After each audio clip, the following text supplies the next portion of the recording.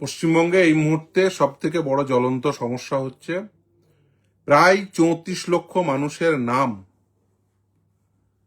তাদের বাতিল হওয়ার পরে তারা এখন দিশাহীন যে কিভাবে তাদের নাম আবার নতুন করে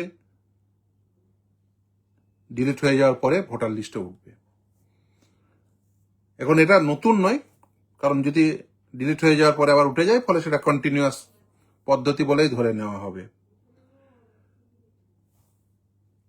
অনেকেই অনেক ভ্রান্ত পথ বলছেন বা বলার চেষ্টা করছেন। ইভেন যারা সরকারি অফিসে গিয়েও সরকারি আধিকারিকদের দ্বারাও তারা বিভ্রান্ত হচ্ছেন। তার কারণ এই যে সুপ্রিম কোর্ট আমাদের রাজ্যের সাপেক্ষে একটি বিশেষ ব্যবস্থাপনা তৈরি করেছিল। সেই ব্যবস্থাপনাটা কি না, সাধারণভাবে নাম ডিলিট হয়ে যাওয়ার পরে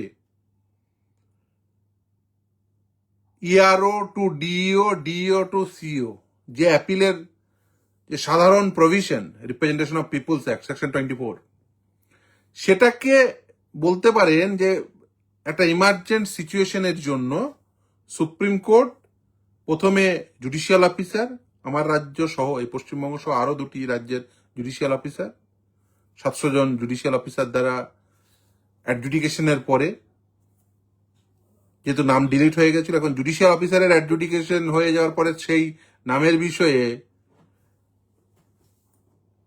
অন্য একজন অ্যাডমিনিস্ট্রেটিভ অফিসার তারা সেটাকে অ্যাডজাজ করবে, এটা সমীচীন নয়, তাই ট্রাইব্যুনাল তৈরি করে দিয়েছে।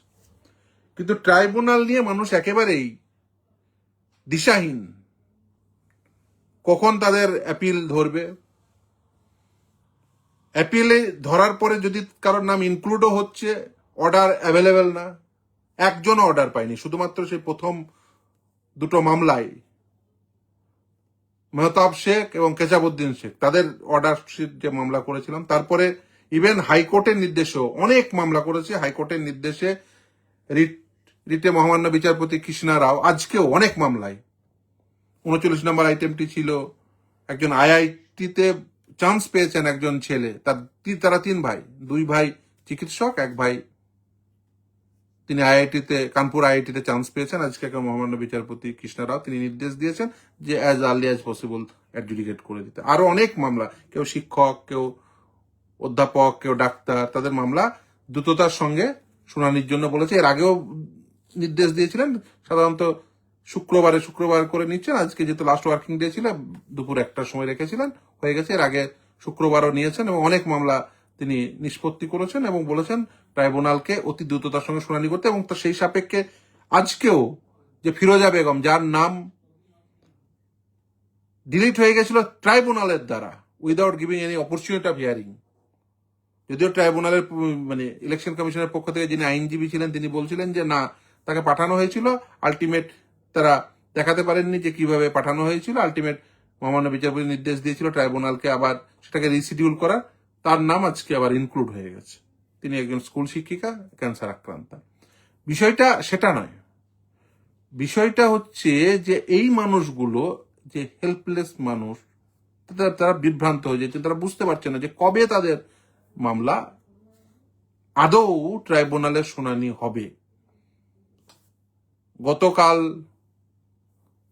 কংগ্রেসের পরিষদীয় দলনেতা জুলফিকার আলী তিনি মামলা ফাইল করেছেন এবং সেটা কলকাতা হাইকোর্টে এবং সুপ্রিম কোর্টে।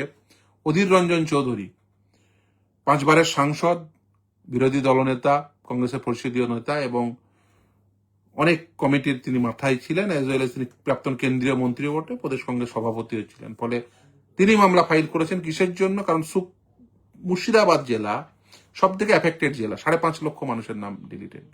তারপরে মালদা, অন্যান্য জেলারাও রয়েছে। ট্রাইব্যুনাল যে ব্লক স্তরে বা সাব ডিভিশনাল স্তরে তৈরি করতে হবে। এই যে অর্ডারগুলো, যেগুলো কি কারণে নাম ইনক্লুড হলো, সে অর্ডারও তাদের কাছে অ্যাভেলেবল না।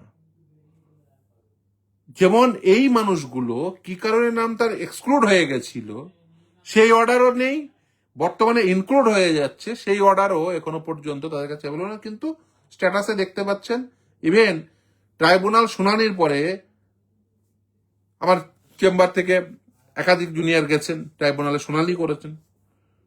ইভেন আমি বলেছিলাম, তারা সেটা ইনফর্মও করেছে যে হ্যাঁ, যে এটা ট্রাইব্যুনালে শুনানি হচ্ছে, অর্ডার দিচ্ছেন, কিন্তু অর্ডারটা অ্যাভেলেবল না। ইভেন ট্রাইব্যুনালের বিচারপতি যিনি ছিলেন তিনি ওয়াকিবহালও ছিলেন না যেটা এই অর্ডারগুলো অ্যাভেলেবল না। তার কারণ ওখানে ইলেকশন কমিশনের পক্ষ থেকে যিনি থাকছেন তিনি দেখিয়ে দিচ্ছেন যে অর্ডারটা আছে, কিন্তু তাদের ওয়েবসাইটে আছে, এই সিক্রেটিভ ম্যানারে থাকছে। ইলেকশন কমিশনের ওয়েবসাইটে তো তাদের কনজামশনের জন্য থাকছে, কিন্তু যে মানুষটির জন্য এই অর্ডার তার কনজামশনে তো থাকছে না। যে কেন নামটি ইনক্লুড হলো সেই রিজনটাও তো তার জানা দরকার।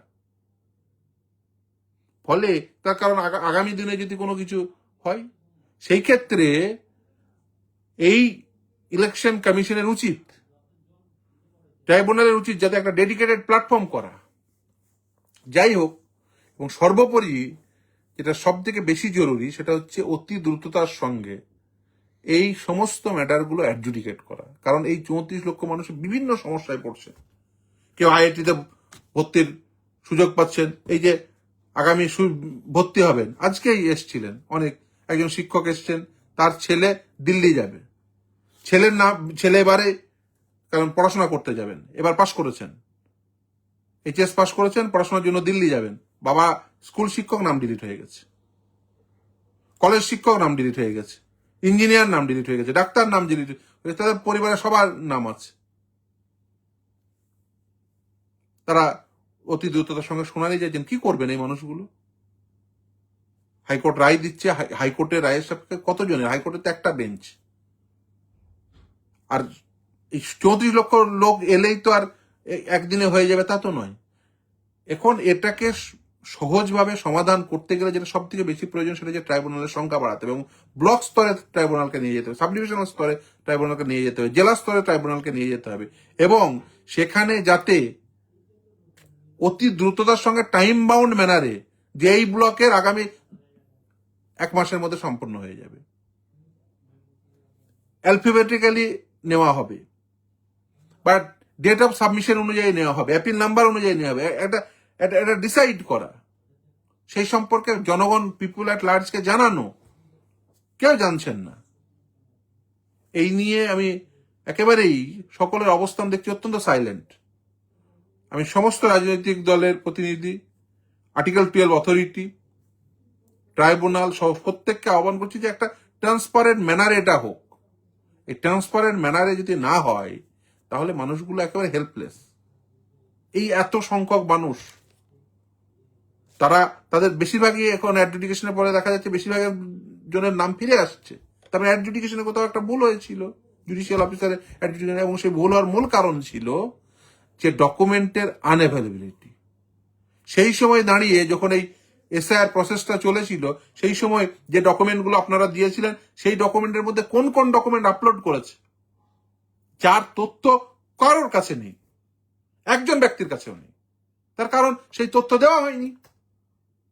আপনি বাঞ্চ করে, আপনাকে হিয়ারিং এ ডেকেছে, হিয়ারিং নোটিশ পেয়েছিলেন, ইনফরমেশন ফর্ম ফিল আপ পরে আপনি এআরও আপনাকে নোটিশ দিয়েছিল, আপনি বাঞ্চ করে গিয়ে ডকুমেন্ট দিয়ে এসছেন।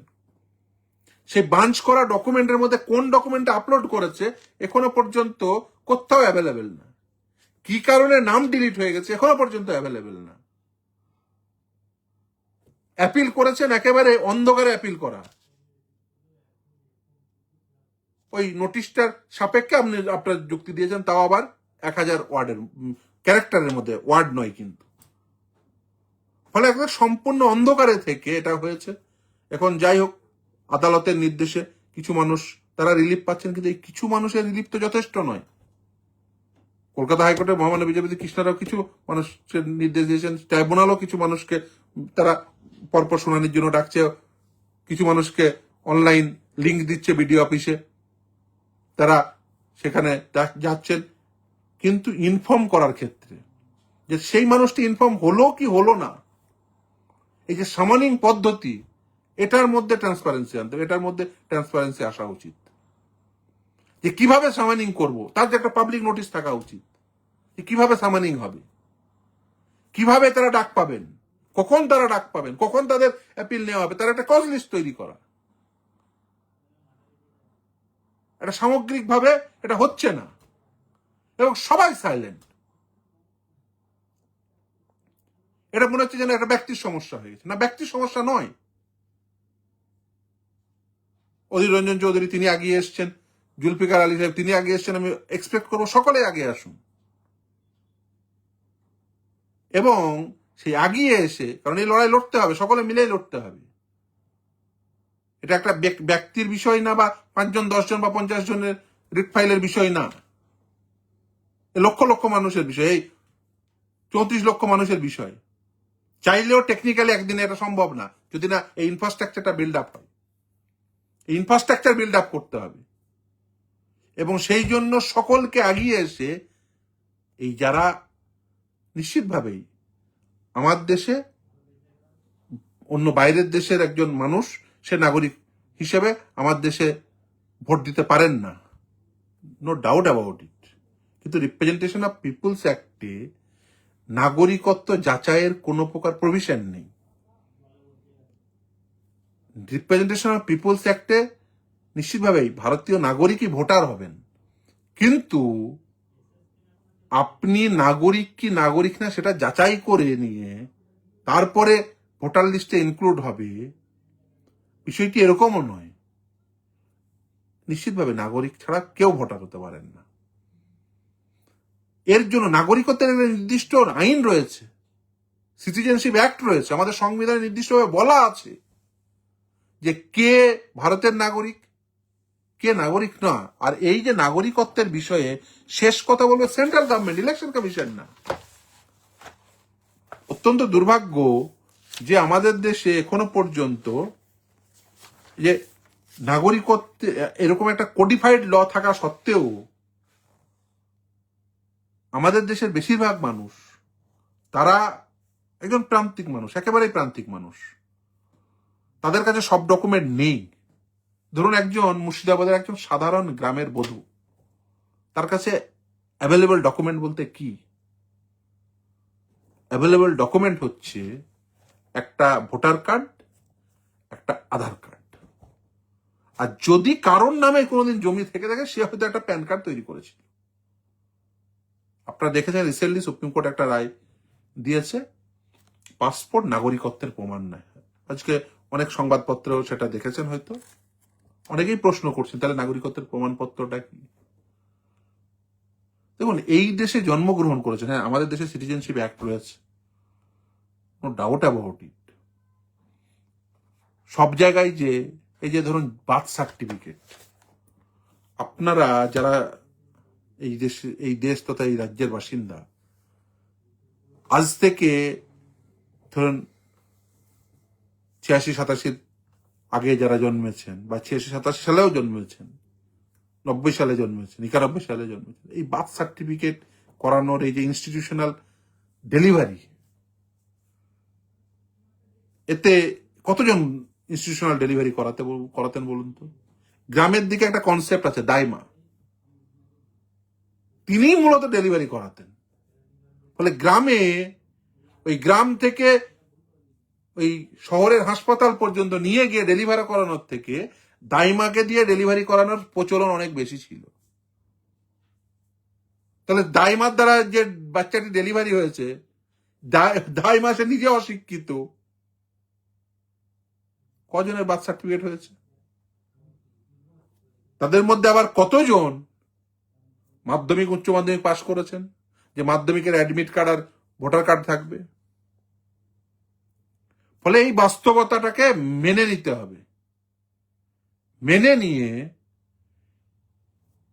বুঝতে হবে যে বেসিক্যালি কারা ভারতবর্ষে বসবাস করেন, কারা ভারতবর্ষের ভোটার। আপনি যে যাই বলুন, এই 34 লক্ষ মানুষকে আপনি গঙ্গার জলে ভাসিয়ে দিতে পারেন না। যে যাই বলুন, এই 34 লক্ষ মানুষকে আপনি এক নিঃশ্বাসে বলে দেবেন যে এরা সবাই বিদেশি বা সবাই বাংলাদেশি। হয় না, হতে পারে না। আর এখন এই অ্যাডজুডিকেশনে বুঝতে পারছেন বেশিরভাগ নামই উঠে যাচ্ছে, সব ডকুমেন্ট আছে, ভাবুন একবার, 3 ভাই, 2জন ডাক্তার, একজন আইআইটিতে চান্স পাওয়া, বাপের ছেলে, বাপের নাম আছে, দাদুর নাম আছে, সবার নাম আছে, 2 ভাইয়ের নাম আছে, তার নাম ডিলিট হয়ে গেছে। আশ্চর্য। কিভাবে করেছেন, কেন করেছেন, কোন ডকুমেন্ট আপলোড করেছিলেন, কেউ কিছু জানেন না।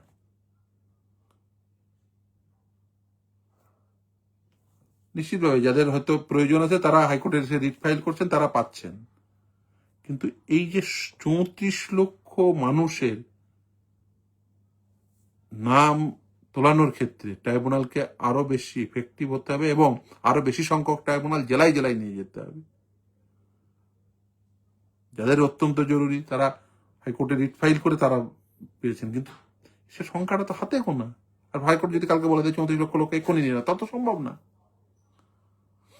সুপ্রিম কোর্টে যদি বলে দেয় কালকে এক্ষুনি নিয়ে নাও, তা তো সম্ভব না। এই ইনফ্রাস্ট্রাকচারটা বিল্ড আপ করতে হবে এবং সেই জন্য সকলকেই সজাগ থাকতে হবে। আর সব থেকে বেশি জরুরি যেটা এখন, নাগরিক পরিষেবা পাওয়ার ক্ষেত্রে, জমি রেজিস্ট্রেশন, নাগরিক পরিষেবা, যে কোনো প্রকার নাগরিক পরিষেবা, লক্ষ্মীর ভান্ডার থেকে শুরু এখন তো নাম পরিবর্তন হয়েছে, অন্নপূর্ণা ভান্ডার থেকে শুরু করে প্রতিটি কাজে মানে কোনোভাবে যাতে বাধা বিপত্তি না আসে। আর যারা চাকরি করছেন তাদের তো প্রশ্নই নেই। বেশিরভাগ মানুষের, মানে যারা চাকরি করছেন বেশিরভাগ জনের পিভিআর হয়েছে, পুলিশ ভেরিফিকেশন হয়ে তারা চাকরিতে ঢুকেছেন। আগে যারা খুব অনেক আগে ঢুকেছেন, যারা বিশেষ করে শিক্ষকতা পেশায় বা অধ্যাপনা পেশায়, তাদের পিভিআর হয়নি, কিন্তু পরবর্তীতে পিভিআর হয়েছে। সরকারি চাকরির ক্ষেত্রে পিভিআর হয়, মানে পুলিশ ভেরিফিকেশন হয়। তাহলে পুলিশ ভেরিফিকেশন করে সরকারি চাকরিতে ঢুকলেন, তারপরে তার নাম ডিলিট হয়ে গেল। আর পুলিশ ভেরিফিকেশন সব দেখা হয়। তাহলে যে মানুষটির নাম ডিলিট হয়ে গেল, সেই মানুষটি চাকরি করছেন, তার পিভিআর হয়েছে, কন্ট্রারি না।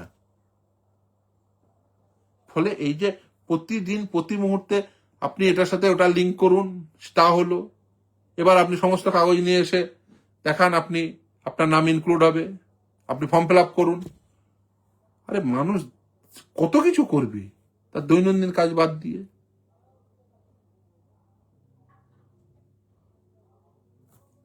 যাই হোক,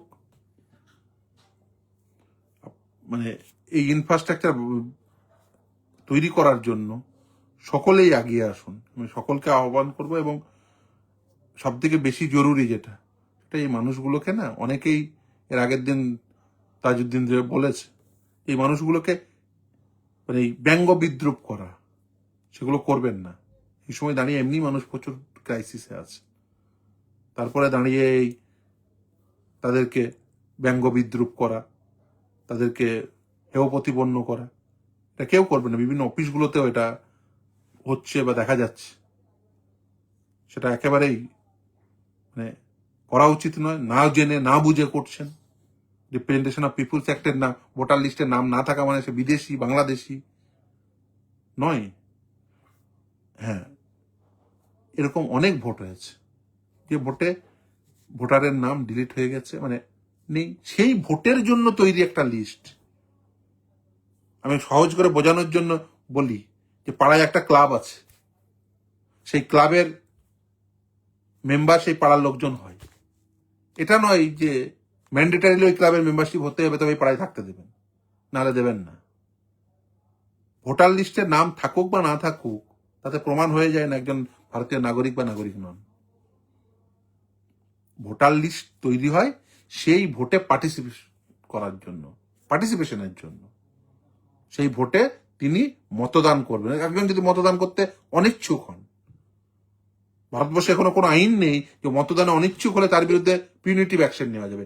ইভেন সুপ্রিম কোর্টে এই নিয়ে পিটিশন দাখিল হয়েছিল, সুপ্রিম কোর্ট বলেছে আমাদের কিছু করার নেই, কিন্তু সুপ্রিম কোর্ট মনে করেছেন যে হ্যাঁ এটা করা উচিত। সেটা আইনসভা দেখবে। আইনসভা যদি মনে করেন যে না এটা ম্যান্ডেটারিলি করতে হবে, বিশ্বের বেশ কিছু দেশে আছেও, না হলে সেখানে কিন্তু একটা নির্দিষ্ট পরিমাণ ফাইন হয়। আমাদের দেশে এরকম কোনো আইন নেই এখনো পর্যন্ত যে ম্যান্ডেটারি দিয়ে তোমাকে ভোটার হতে হবে বা ভোট দিতেই হবে। অনেকে গিয়ে নো টাইম ভোট দিয়ে আসেন, পছন্দ না, কোনো অসুবিধা নেই। ভোটার লিস্টে হয়তো নাম তোলাননি, তাই বলে কি তিনি ভারতের নাগরিক না? হতেই পারে। ভারতবর্ষে এরকম এরকম কোনো আইন নেই। ইভেন একটা অদ্ভুত যে 6 জন আপনাকে মানে পিতা হিসেবে 6 জন দেখিয়েছে। ভারতবর্ষের কোন আইনে মানে 7 জন সন্তানযুক্ত পিতা অবৈধ, বা 7 জন সন্তান মানে 6 নম্বর সন্তান এবং 7 নম্বর সন্তানটা অবৈধ কোন আইনে ছিল? ফলে এই অদ্ভুত যুক্তি একেবারেই মানে অযৌক্তিক ভাবে বলা হচ্ছে বা করা হয়েছে। স্বাভাবিকভাবে তাদের নাম উঠছে। এই মানুষগুলোকে নিয়ে এক শ্রেণীর মানুষ ব্যঙ্গ বিদ্রুপ করছে, অফিসে করছেন, রাস্তাঘাটে করছেন, বাজারে করছেন। আজকে এসেও বলে গেলেন মেন্টাল প্রেসারে আছে, নিজে বলছে আমি প্রচন্ড মেন্টাল প্রেসারে আছি। ফলে এই মানুষগুলোকে নিয়ে ব্যঙ্গ বিদ্রুপ করা থেকে বিরত থাকুন। যেই করছেন, যারা করছেন, ভুল করছেন। যাই হোক, যে এত মানুষ তারা এসে নিজের সমস্যার কথা বলছেন, কিন্তু এই মানুষগুলোকে নিয়ে কেউ ভাবছেন না। আমি সকলকে আহ্বান করবো এই মানুষগুলোকে নিয়ে ভাবুন এবং তাদের প্রতি একটু সহানুভূতিশীল হন।